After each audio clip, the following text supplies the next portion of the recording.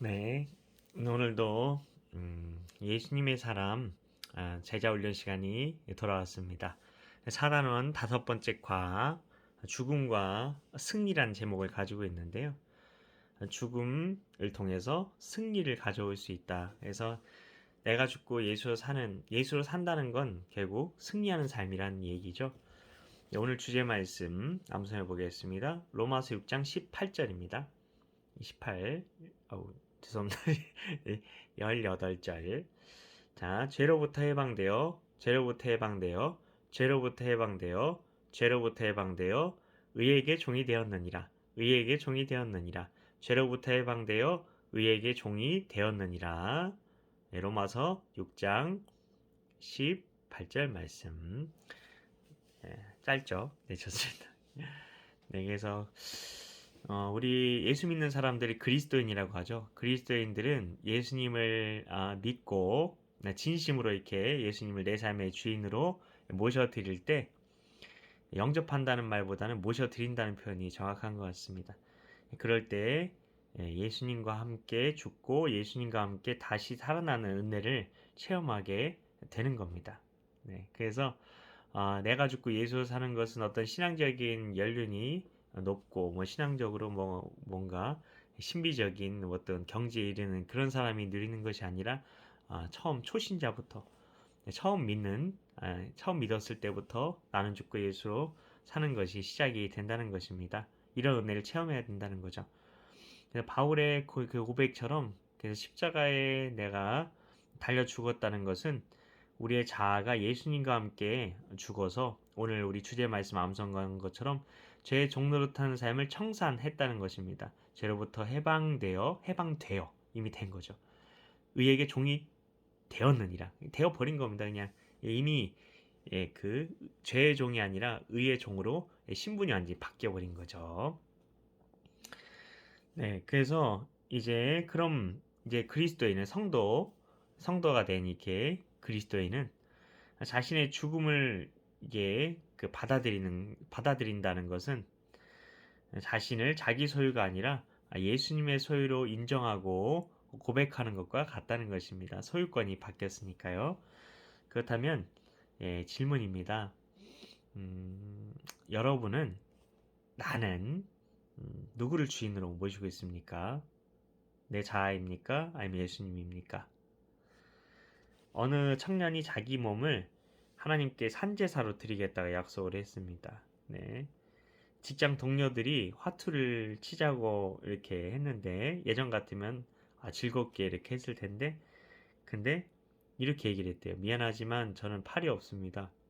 뭐 팔이 없어? 그랬는데 이렇게 얘기했어요. 이 양서는 저의 것이 아닙니다. 라고 얘기를 했다고 합니다. 네, 짧지만 많은 의미를 담고 있는 그런 예화이죠. 네, 소유권이 예수님의 소유가 된 사람은 이런 마음의 고백을 드리며 살 수 있어야 한다는 것입니다. 네, 정말 직장 내에서 제대로 이렇게 덕스러운 직장 생활을 하지 못하는데 이런 말을 하면 완전히 왕따가 되기 쉬운 그러죠. 이런 말을 하기 위해서는 정말 더 예수님 안에 살기 위해서 부단히 노력하면서 이런 말도 할 수 있어야 되겠죠. 그래야 은혜가 되는 거죠. 네, 삶이 은혜가 돼야 내 입술을 통해 선포되어지는 복음도 은혜가 된다는 걸 다시 한번 생각할 수 있는 것 같습니다. 2001년 11월에 그 유기성 목사님이 서울 동광교회에서 부흥회를 인도하시던 때의 일이었다고 합니다.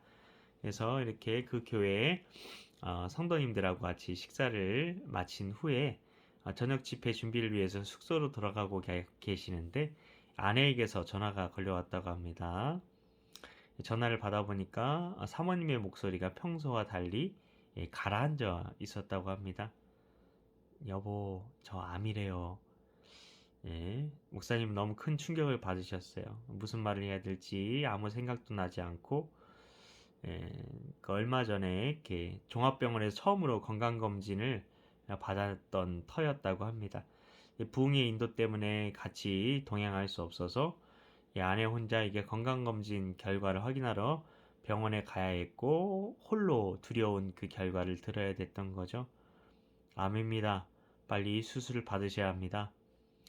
청천벽력과도 같은 그 검진 결과를 전해 들은 아내는 도저히 집으로 돌아갈 기력이 없어서 병원 로비에 털썩 주저앉아서 전화를 했던 거죠. 그 말을 들은 목사님은 망치로 머리를 얻어맞은 것처럼 정신이 하나도 없었어요. 당장 저녁 집회 때 설교할 자신조차 없었다고 합니다. 바로 달려가서 아내 곁을 지켜야 될 것만 같았습니다. 그런데 아내에게 이렇게 말할 수밖에 없었다고 합니다. 여보, 너무 미안해. 지금 내가 당신에게 갈 수 있는 상황이 아닌 거 알지? 당신 혼자 집에 가야겠어. 그렇게 아내 혼자서 집에 들어가게 했고요. 근데 저녁 집회 준비를 하는 머릿속은 온통 아내에 대한 걱정으로 가득 찼죠. 주님께 기도했다고 합니다. 주님, 설교할 힘이 없습니다. 이 상황에서 제가 무슨 설교를 할 수 있겠습니까? 그러자 주님께서 즉각 응답을 해주셨다고 합니다. 그건 책망이었다고 합니다. 너는 내가 이미 죽었다고 고백해놓고 또 뭘 그렇게 죽겠다고 아우성치고 있느냐. 오늘 저녁 집회에 참석하는 교인들 중에 내 아내처럼 큰 병에 걸려서 절박한 심정으로 답을 구하는 자가 있다면 너는 그 사람에게 무슨 말을 해주겠니? 내가 아내에게 해줄 말을 그 사람에게 해줘라. 그제야 목사님은 다시 한번 내가 이미 죽은 사람이지 그걸 깨닫게 되셨습니다. 그 순간 기도가 이렇게 바뀌시더랍니다. 주님, 아내를 주님께 맡깁니다. 저는 아무것도 할 수 없습니다. 다만 오늘 저녁 집회에 암 선고를 받고 온 사람이 있다면 말씀을 통해 구원하시는 하나님을 만나게 해 주옵소서. 그날 밤 목사님은 최선을 다해 말씀을 전하셨고요. 굉장히 큰 은혜가 있었다고 합니다. 집회를 마친 후 운전을 하며 집으로 돌아오는 이게 목사님의 마음에는 걱정이 태산이셨어요. 지금 아내는 어떤 상태일까? 내가 아내에게 무슨 말을 해줘야 될까? 아무 생각도 나지 않았다고 합니다. 모르기는 해도 아내는 초주검이 되어서 자리에 누워있을 게 뻔해 보였습니다. 두려운 마음으로 초인종을 띵동 하고 눌렀습니다. 근데 현관을 여는 아내의 표정이 무척 밝은 겁니다. 오히려 그래서 걱정이 돼서 눈치를 살피며 물었다고 합니다. 여보 괜찮아? 예, 저 괜찮아요. 아내는 웃음을 지으며 말을 받았다고 합니다. 어리둥절해진 목사님은 자초지종을 물었다고 합니다. 그러자 아내는 다음과 같은 이야기를 들려주었다고 하는데요. 정신이 혼미한 상태에서 전철을 타고 안산까지 왔어요. 자꾸만 눈물이 흘렀어요.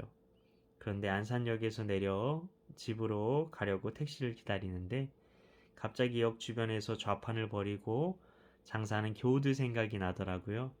혹시 제게 무슨 일이 생기면 그분들을 더 이상 볼 수 없다는 생각이 들었어요. 그래서 마지막 신방이라고 생각하며 그분들을 찾아뵈었어요. 그런데 저의 느닷없는 방문을 받으신 그 성도님들이 저를 너무 반가워해 주시는 거예요. 사모님이 자기를 찾아왔다고 기뻐하시는 모습이 얼마나 좋은지 제 문제를 잊을 정도였어요. 추운 날씨에 떨면서 장사하는 그분들에게 따뜻한 차와 저녁을 사드리고 함께 기도하고 일어났어요. 집에까지 택시를 타고 오는데 차 안에서 갑자기 기사분에게 전도를 해야 되겠다는 마음이 또 들었어요. 기사분은 제가 자꾸 교회 이야기를 하니까 무척 떨떠름해 하시더라고요. 그래서 제가 그랬죠. 기사님, 제가 지금 병원에서 암 선고 받고 돌아오는 길이에요. 우리가 사는 세상 너머에 분명히 천국이 있어요. 꼭 예수님 믿으셔야 돼요. 그랬더니 그분 태도가 확 바뀌는 거였어요. 제가 하는 말을 귀 기울이며 듣더라고요. 저는 아파트 앞에 내리면서 다시 한번 교회에 꼭 나가시라고 그분을 권면했어요. 사실 병원에서 암 판정을 받았을 때는 세상이 무너지는 것 같았어요. 하지만 곰곰이 생각했어요. 주님이 지금 내게 가장 원하시는 것이 무엇일까 하고 말이에요. 그건 영혼을 사랑하고 구원하는 일이었어요. 제가 그 사실을 받아들이고 신방하고 전도하니까 마음이 그렇게 편해질 수가 없었어요. 하나님께서 제게 시간을 얼마나 주시든지 저는 그 시간을 주님과 이웃을 위해서 사용하고 싶어요. 그 말을 듣는 순간 목사님에게 깨달음이 왔다고 합니다. 사람이 자신의 죽음을 받아들이고 삶의 초점을 자신이 아니라 예수님께 맞추면 죽음조차 우리를 무너뜨릴 수 없다는 걸 말이에요. 그 후 아내는 암 제거 수술을 받았고요. 그 시간은 참으로 힘들고 고통스러웠지만 하나님께서 목사님 가정에 은혜를 베푸셨고, 네, 목사님 유기성 목사님 사모님은 완전히 치유를 받으셨다고 합니다. 네, 위에 질문입니다. 위에 그 예화를 읽고 느낀 점을 한번 적어보세요. 한번 생각을 해보십시오. 어떤 점을 느끼셨는지. 네, 그리스도 안에서 자아의 죽음을 인정하고 받아들인 사람에게는 한 가지 더 놀라운 축복이 있죠. 바로 자신을 감추거나 억누르지 않고 드러낼 수 있는 자유라는 것입니다. 귀중한 손님이 찾아왔다고 합니다. 급한 마음에 여기저기 널려있는 것들을 장롱에 집어넣고 방 안 구석구석에 몰아넣습니다. 겉으로는 정리가 잘 된 것처럼 보일 수 있습니다. 그렇다고 정말 집안이 깨끗한 것일까요? 그렇지 않습니다. 지저분한 것이 눈에 보이지 않을 뿐 깨끗해진 것은 아니죠. 많은 성도가 이런 식으로 죄와 교만과 자기 성질을 힘겹게 감추고 누리며 살아가죠. 감추고 누리면서 이겼다고 생각하는 겁니다. 하지만 이것은 드러나지 않는 것일 뿐 이긴 것이 아니죠. 겉으로는 겸손한 척 머리를 숙이지만 속으로는 교만이 머리를 쳐듭니다. 성질을 애써 누릅니다. 속으로는 찡그리고 겉으로는 웃습니다. 그런 사람들에게 있어서 신앙생활은 자유와 기쁨이 아니라 또 하나의 짐이요 스트레스죠. 유교에서 공자는 수신을 가르쳤죠. 수신. 예. 닦아라. 몸을 닦아라. 예, 계속 마음을 닦고 억제하는 것에 성공해야 성인이 된다는 거죠. 그리스도인이면서도 근데 유교식으로 사는 성도들이 참 많다고 합니다. 예, 그들은 매사에 조심하고 또 조심합니다. 이것이 바로 율법적인 신앙생활인 것이죠.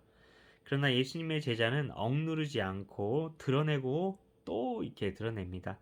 자신의 내면을 막 이렇게 드러내면서도 두려움이 없고 문제로 여기는 것 또한 없습니다. 왜냐하면 자신은 이미 예수님 안에서 죽은 사람이기 때문입니다. 자신의 삶에서 예수님이 주인이 되시기 때문입니다.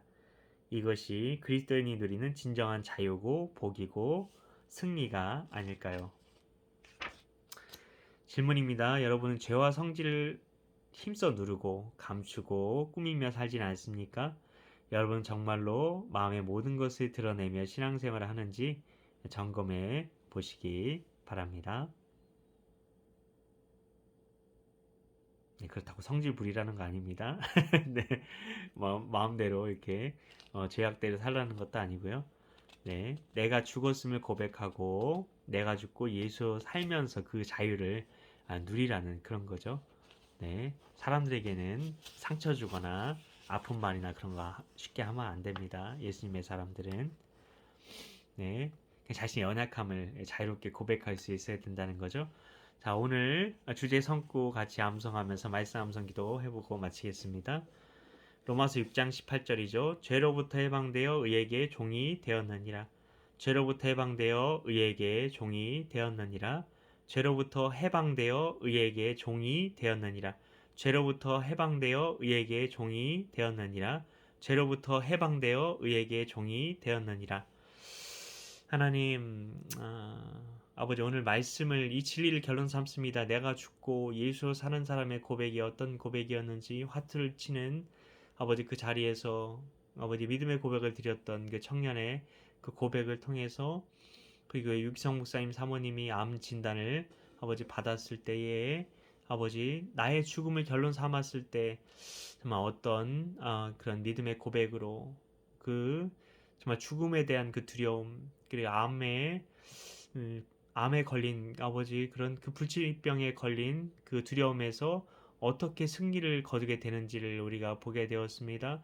내가 나의 죽음을 아버지 인정하고 아버지 그렇게 결론 삼고 아버지 살아가는 것에서 아버지 진정한 승리가 있다는 것을 다시 한번 고백하며 우리가 그래서 죄로부터 아버지 우리가 해방되어 의에게 이미 종이 되어 버렸다는 아버지 주님의 종이 되어 버렸다는 주님께 온전히 붙들린 바 된 인생을 살아간다는 것을 예수님이 나의 주인이 되신 삶을 살아간다는 것을 다시 한번 믿음으로 고백하며 오늘 하루도 승리하게 하여 주시옵소서. 믿고 감사드리며 예수님의 이름으로 기도하옵나이다. 아멘.